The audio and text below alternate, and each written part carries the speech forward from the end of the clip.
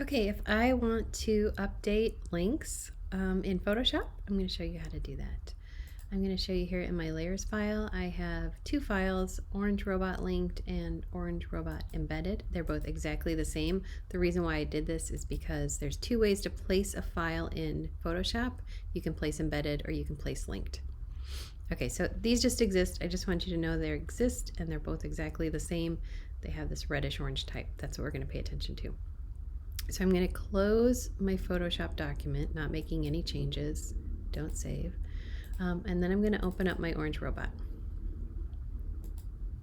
He has been changed. You can see the type is gray now, so I'm just going to close that. He's been changed. I'm going to go back to my Photoshop file, open it. In my linked file, I'm going to click out here. Don't click the photo, but click out here after the name and right click, and a whole menu will come up. And I want you to say update modified content. Alternatively, you could say update all modified content, but I want to show you something else. And that actually changed it for both the embedded and the linked.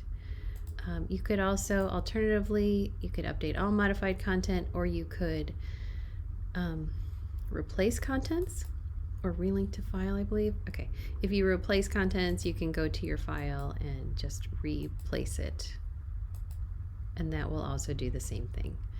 So there's several ways you can relink your content. Hope that helps.